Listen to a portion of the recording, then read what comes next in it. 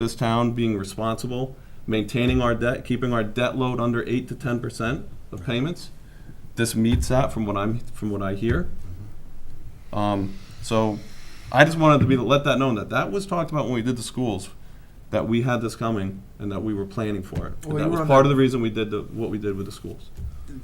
The police building was brought up every time we talked about the schools. Every time. At that vision committee that you sat in, I sat in, and we said, don't forget the police station. We leapfrogged the school project over the police station because of two failed referendum or projects. One was a referendum, one stalled in the Board of Finance. But we needed this, and we knew it was coming. It was good town planning. We've always, this isn't just coming up. This has been on the table for 14 years. We've been talking about police station, and even before that. Actually, I think. So, thanks for bringing that up. I think 1986, and one of the things, in 1986 is when I identified we should think about going independent with a police chief and a building. Well, two of the threes have happened, but in that interlapping 32 years, almost 33 now, we've done and these were all needed construction projects. And a major renovations of the high school, a new middle school, the 3 renovations of the elementary schools, the public works garage. These are all definitely needed things, as is this. So I think it's time to finally have to say we need to take action to get a decent public safety complex, not only for our police officers, but for the community as well. Is there anything, I've gone out I've gone out there on record and said there's no other big projects this town's going to need for another 20 years. I mean, you said 50 years. I'm sure I said 50 years, right? Is there anything else? Well, you can't make a statement like that. You don't. I know that you were the one who told me you can't say that, Mark. But Well, we're gonna based on what you know today, and you're also creating municipal space at the police station that you're going to be able to move things over, so the library can expand into the building, so other things can grow in the buildings we have. Is there any other? Yeah, the high school will need some work in the next 15 years. Expansion? Yeah. Maybe expansion, but just renovation of the old parts. But the middle school we'll have to maintain, and we can't let what happen. We have to maintain the middle school, but that's if we continue to maintain it. Yep. We're going to be okay there. These Middle schools school are going to should be give us 20 to 30 years was our goal. And the only other thing is, capital plan wise, there's more wants and needs in that. Building the athletic facilities out on Roxbury Road on the property that we've been given. That's just a placeholder, and possibly a turf field and at Bridebrook where Kessler Field is the Right. But those are all more needs. I mean, wants and needs right now. Nice to have, vice need to have. Yeah, vice need to have. Okay. That's all. All right, then we will have more coming. Now you know the dates and all. And thank you for the discussion. And I'll fine tune. I'll refocus the task force to make sure they're hitting on some of your points, and doing any research that would be required as well, if it's possible. And if people have other suggestions, there's ways to get that information to you too. Questions at eltownhall.com, or questions that go right to the task force. And again, the eltownhall.com website, there is a special section on this whole, and everything we have, all public records have been dumped onto that website as well. Thank you all for that discussion, and obviously there's more coming on that. Ex officio reports, Mr. Dago, you want to start tonight? Nothing this evening. Yeah, it's been Yeah, we had the holiday. Holidays. Holiday. I was away. holiday. Nothing here. Mark, why don't you Should I be the report on long that? guy? Why All right, don't you report so on that school? I'll give that you you're out of town? So long. quick. Building committee meeted afterwards. They're progressing. Things are moving. They're in classrooms. We got a tour of it. Nyack Center, like I told you before, Flanders are looking good. Kind of a little bit under budget. We're still dealing with issues with Lily V, but we think we're getting through them. We're getting solutions now. They think they've addressed all the problems. And I think the 12th, this Board of Selectmen and the Board of Finance is going to get a tour of the three buildings. Is that right? On Saturday? The 12th. The 12th. So Correct. I recommend everyone go there. The new windows are in. I mean, it looks nice. New lighting. It's unbelievable. You're still going to go through some, floors that don't have, that are still concrete and stuff like that. And the new areas I have right now that they're working on are completely sealed off. We got to look at that too. But that's moving along. Anticipated end date's obviously the end of next summer. So I don't think the ventilation systems are turned on yet. That's going to be a huge plus for those schools too. Great. So that's all I have. We'll keep it short. Schools look good inside and out. Thank you. I missed the fish, but that. Oh, why would you go there?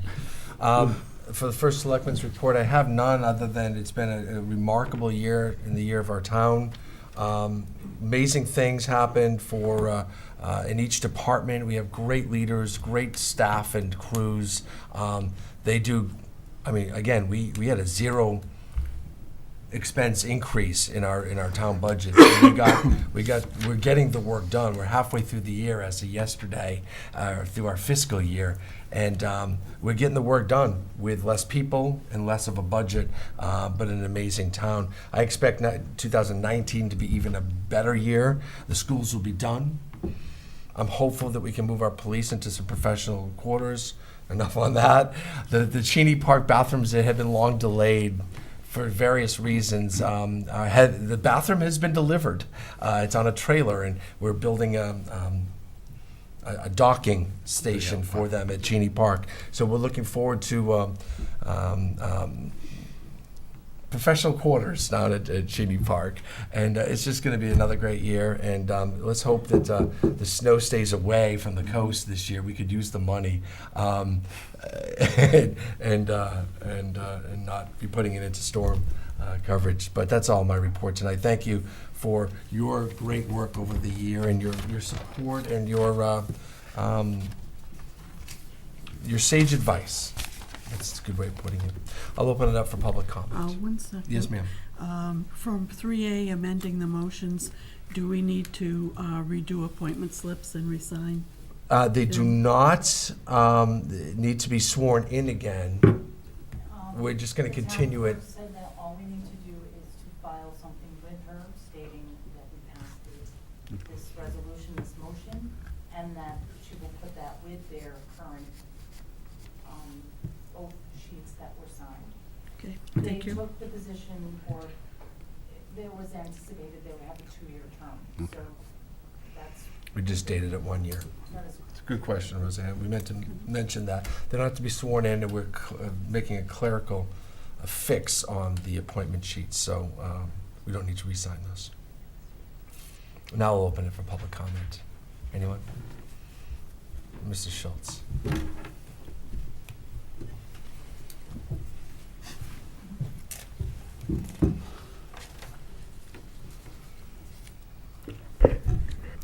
Mike Schultz, Lovers Lane, East Lyme. Good discussion tonight. Appreciate all the work you guys are doing, and it definitely shows to those that don't have their heads stuck in the sand, because if your transparency doesn't do much, if your head's not up above and you're not participating in any way at all. I'd like to say something about the public safety complex. I did take a ride out because I wanted to see what this is. That's a beautiful building. The parking lot is really nice on it too. I don't know what it's like inside. Obviously, I wasn't able to go in there. One of the situations that does exist that is pretty bad is the road coming into it. It's collapsing. When you start heading out, the whole right-hand side of it is collapsing. And as Mr. Cunningham pointed out, there's an accident waiting to happen on that exit. If you're trying to get out on Route 156, I don't care if you're turning right or you're turning left, that embankment that's on the left, that is seriously in jeopardy of somebody getting hurt. Because if once you start to pull out and somebody's coming over there and you know they're going to be speeding over there, you're going to get hit. And I don't know. I mean, if that's a state road, but traffic lights or whatever you can do there, it's not easy to accomplish that. I made note of that. That is, to me, was very dangerous. Okay. Now on health insurance, I'd like to address something on that for the record on this. We're at $1.6 million right now over our claims, or over our budgeted, our claims are right now. And to me, the dollars for that should be coming from the end user. It should not be coming from the tax base. And when I say that is there is absolutely no reason with that $1.6 million overage that we should, in addition to that, be giving $3,000 to $4,000 raises to people. And that's what we are doing. Not everyone, but a significant number of people in this community, in the public sector, are getting $3,000 to $4,000 salary increases this year. Now, we can take those salary increases and reduce them. You don't have to eliminate them. You can reduce them to the point where we can cover most of the $1.6 million and still give people a reasonable increase in salary. It can be fair to them because they're the users, and be fair to us as the taxpayer. Just a suggestion. And another thing that was I'd like to address for the record as well is the senior citizens. It was brought up about let's do something for senior citizens to have them stay in town. I think right now our town is made up of about 20%, something like that, in that neighborhood of senior citizens. If one were to consider, I guess, over 65 senior, I don't know what they use for consideration. But to me, to suggest that we're going to, say, for example, reduce their assessment by $1,000, as an example, ridiculous. The only thing that's going to accomplish is saving them maybe $100, $200 out of their tax bill. That's not going to keep them in town.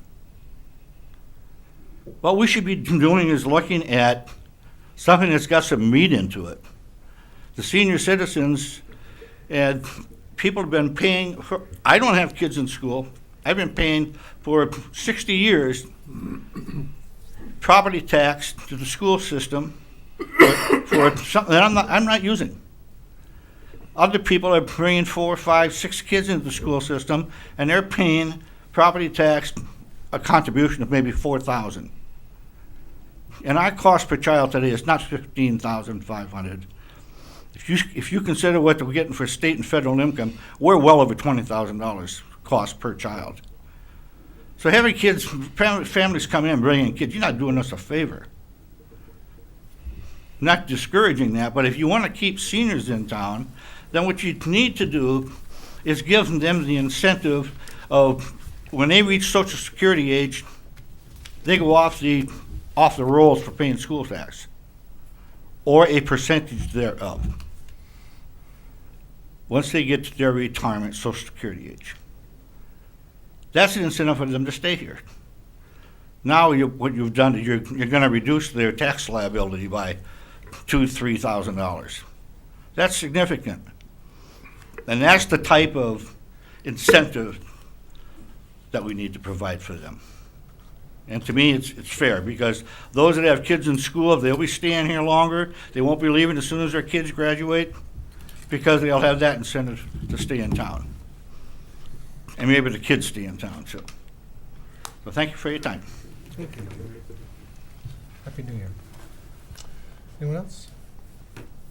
Yes, Mr. Larson.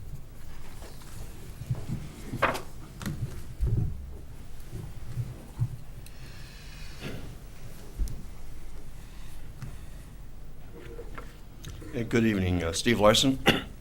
And I echo Mike's comments. I think the discussion tonight was helpful. I was glad I came and listened.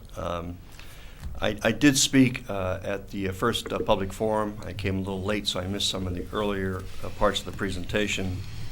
So some of you may have already heard some of what I'm going to say, but I want to elaborate a little bit beyond the comments I made that evening. First, I think the demonstration of need is there. I'm not questioning that. And I'm not in the location battle. I trust the professionals to decide the best location. Right.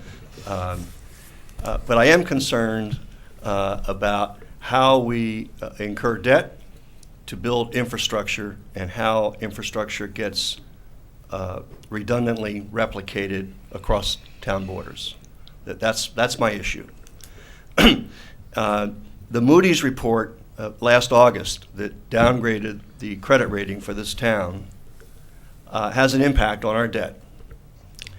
And I understand you may be able to try to use another rating service to minimize that impact. But the professionals that rendered that opinion aren't politically involved.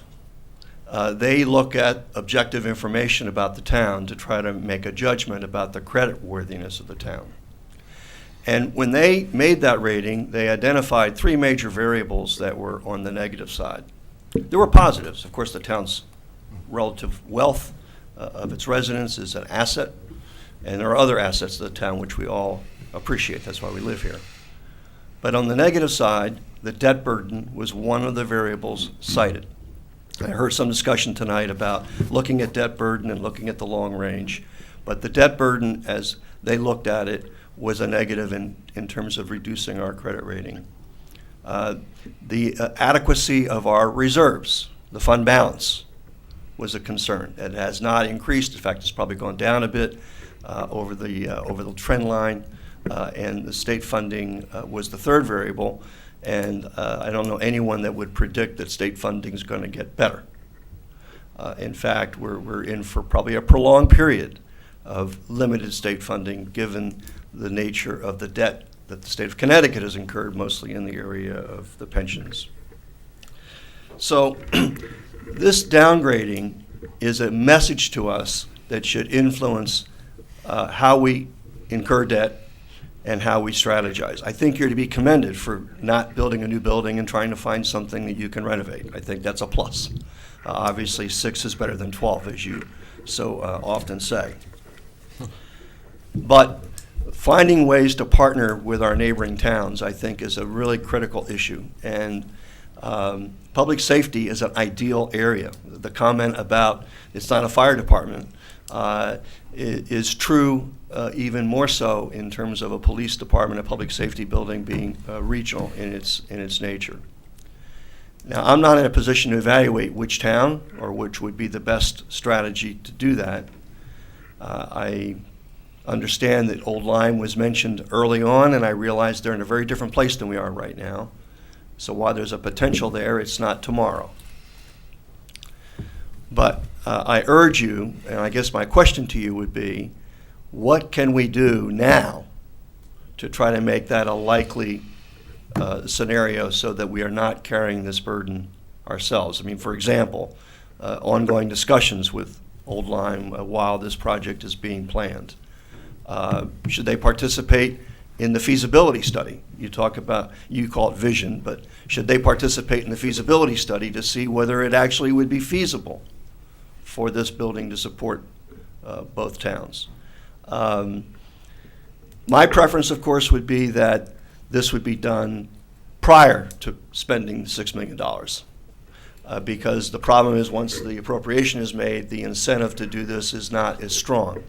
And that's why we have 169 towns doing 169 things over and over and over again. And until the state passes legislation that really pushes the towns more aggressively, we're probably not going to change that behavior in any meaningful kind of way, even though it would really be in our best interest to do so. So I guess my questions would be, what can we do to really push the regional approach? What commitments can we make in that regard? How can we ensure that our feasibility takes that into account? And I guess my last question, which comes up from the conversation this evening, is this building in a floodplain? The building is not. So we're not in a situation where, like with a residence, where you make an investment, you have to raise the building kind of a thing. More than 50% of its value, blah, blah, blah. That does not apply. Okay. Well, I guess those are my comments and questions I'd like you to consider. Thank you. Thank you. Sir, Thank you. please state your address for Sure, 47 Oswegatchie Hills Road.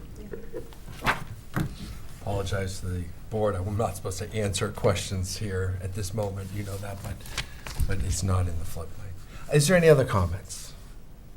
So now we can go to selectmen response. No, the building's not in a floodplain. Areas around the building are, and that's come up in question. The building sits very, very high, and it's not in the 500-year floodplain as well. We are talking. We did talk a meeting or two ago about talking about senior citizen, what we could do for them, and I think we talked about after we get through this hump in the budget season, of putting a subcommittee together to look at a bigger picture of what we could do for seniors. My thought was not give backs and not have them not pay 2/3 of their property taxes, which is the schools, but maybe a freeze like they do in Florida, where you kind of homestead them here, and whatever your taxes are at age 70 after you've been in your house for 40 years, at some combination, then that's the tax you'll pay, and it won't go up. And at least that is an incentive to stay in your home, and maybe that works. And we'll go down that road, Mr. Schultz. I agree we should do something, and I agree that especially for seniors or pensioners that we're, if I can say it that way, that it can get pretty expensive around here, and maybe keeping seniors in town, maybe that's the way to do it, because we're so sensitive around the budget, and we don't want to lose the quality of life in our town, yet we don't want to lose our people, our soul. And Mr. Larson, you bring up so many good points. And I have resisted bringing up the old Lyme thing on purpose, because I don't want to make it look like I'm playing that. It is on the border. It is being considered with old Lyme. It is in a task force over there that I think is truthfully a little mired in political things going on right now. There's a political element in old Lyme to begin with, and I think not this generation of task force, but the next one will probably tackle the merging of police departments. And then, of course, East Lyme has a say in that, too, whether we want to merge or not. And there's been some discussion whether we want that or not. Regionalization is something that we do need to embrace. I think the state needs to embrace it first with legislation. I think there's way too much with unions, especially. There's too many examples to go into tonight, but I'd love to have a conversation, maybe a cup of coffee sometime. But I embrace your comments. And maybe Plan B is not to come forward with a $12 million plan and go and, stick it to the people and go, okay, you didn't like 6, here's 12. But maybe it is, we're going to move your police out of town and going to go to Waterford or Montville or somewhere else and combine force there. If we went to Waterford, we'd need to build a significant addition onto their police station. They don't have room, so we'd be investing. So it's been talked about at the task force level, just so you know. It is an option, but it would still require millions of dollars to do it. Short term. But long term, now you have one building instead of two, and in one location, and maybe a hierarchy and a force structure that will save us money in the long run. So, any other comments from any of the selectmen? What comes next? Motion to adjourn. Second? All in favor? Aye. All right, thanks for joining us tonight, and happy